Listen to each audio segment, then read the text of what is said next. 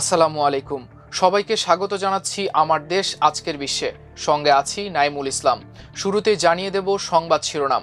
2 বছরে আসামে মুসলিম জনসংখ্যা হবে 40%।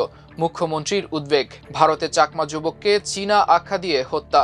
বাবরি মসজিদ নির্মাণ এলাকায় দর্শনার্থীদের ভিড়। এবার জানিয়ে দিচ্ছি বিস্তারিত। আসামের মুখ্যমন্ত্রী হিমন্ত বিশ্ব শর্মা রাজ্যের মুসলিম জনসংখ্যা নিয়ে উদ্বেগ প্রকাশ করেছেন। তিনি জোর দিয়ে বলেছেন, পরবর্তী আদমশুমারির তথ্য প্রকাশের আগ পর্যন্ত আসামে বাংলাদেশি বংশোদ্ভূত মুসলিম জনসংখ্যার হার উল্লেখযোগ্যভাবে বেড়ে 40% পৌঁছাতে পারে। তিনি বলেন, 2011 সালের আদমশুমারিতে আসামে মুসলিম জনসংখ্যা ছিল 34%। তার দাবি, আদিবাসী অসমিয়া মুসলিম হিসেবে শ্রেণীবদ্ধ 3% বাদে বাকি 31% মুসলিম জনসংখ্যা বাংলাদেশি বংশোদ্ভূত। মুখ্যমন্ত্রী আরও বলেন, 2021 সালের কোনো আদমশুমারি করা হয়নি। 2027 সালে যখন আদমশুমারির প্রতিবেদন প্রকাশিত হবে তখন বাংলাদেশি বংশোদ্ভূত মুসলিম জনসংখ্যা প্রায় 40% হবে।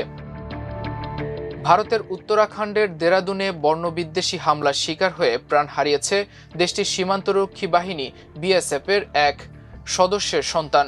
নিহত 24 বছর বয়সী ওই চাকমা যুবকের নাম অ্যাঞ্জেল চাকমা।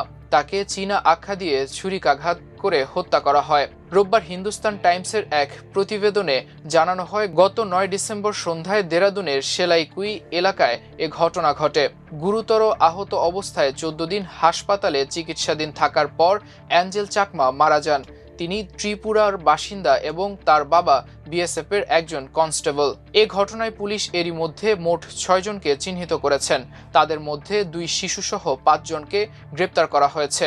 মূল অভিযুক্ত এখনও পলাতক বলে পুলিশ জানিয়েছে। তিনি নেপালে পালিয়ে গেছেন বলে পুলিশের ধারণা।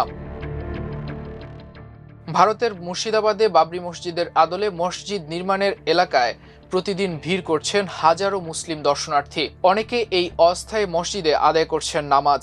দেশটির বিভিন্ন প্রান্ত থেকে যাওয়া মানুষ এই মসজিদ নির্মাণের জন্য অর্থ দান করছেন। পশ্চিমবঙ্গের মুর্শিদাবাদে বাবরি মসজিদের আলোকে একটি মসজিদের ভিত্তিপ্রস্তর স্থাপনের পরই এলাকাটি কার্যত মুসলিম দর্শনার্থীদের আগ্রহের কেন্দ্রে পরিণত হয়েছে। প্রতিদিনই এখানে আসছেন অসংখ্য মানুষ।